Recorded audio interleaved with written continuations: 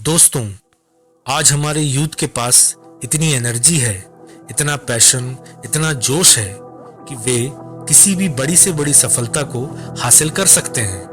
कामयाबी के शिखर तक पहुंचने की भरपूर क्षमता है उनमें, लेकिन फिर भी अधिकांश नौजवान सोचने और विचार करने में ही कई कई साल यूं ही व्यर्थ गंवा देते हैं।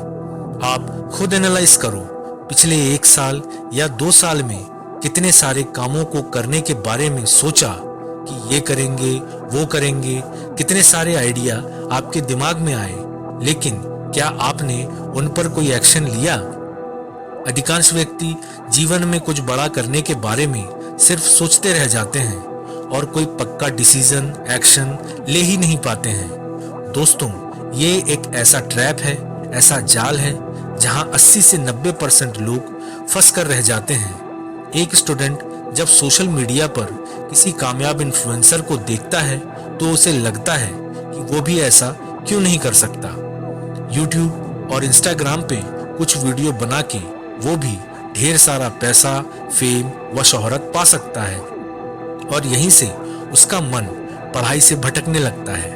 वीडियो बनाने में जो असहजता, जो ऑकवर्डनेस फील होता है, जो कठिनाई पेश आती है, उसे देखते हुए न कभी वीडियो बन पाता है और ना ही ठीक से पढ़ाई ही हो पाती है।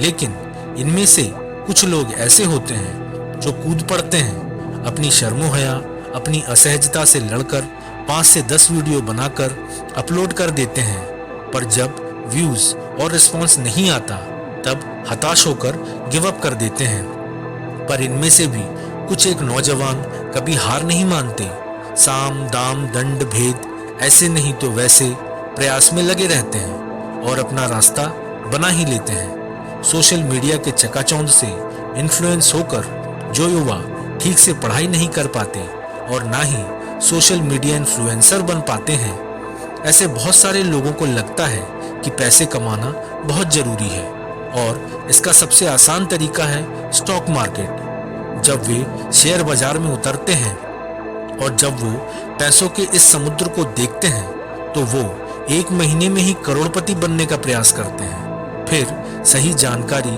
और एक्सपीरियंस के अभाव में वो अपना भारी नुकसान कर बैठते हैं और शेयर मार्केट से किनारा कर लेते हैं। लेकिन यहाँ भी 5 से 10% लोग हार मानने की बजाय इससे सीखते हैं, समझते हैं और फिर 1 महीने में करोड़पति बनने की बजाय 5 साल में करोड़पति बनने का रोड मैप बनाकर धीरे धीरे आगे बढ़ जाते हैं। दोस्तों, बहुत सारे नौजवान जो न केवल ठीक से स्टडी कर पाते हैं, ना ही यूट्यूबर या इंस्टाग्रामर बन पाते हैं और ना ही शेयर बाजार समझ में आता है, वो सोचते हैं कि अपना बिजनेस करते हैं, कोई स्टार्टअप शुरू करते हैं और फिर अधिकांश लोग सोचते ही रह जाते हैं और कुछ लोग पहली असफलता के बाद ही हाथ खड़े कर देते हैं।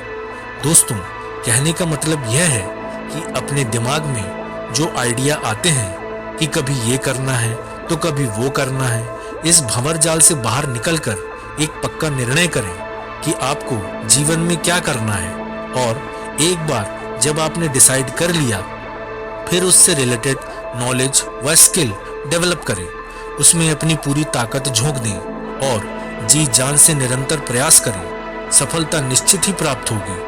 दोस्तों, एक बार महात्मा बुद्ध अपने शिष्यों के साथ किसी गांव में उपदेश देने जा रहे थे।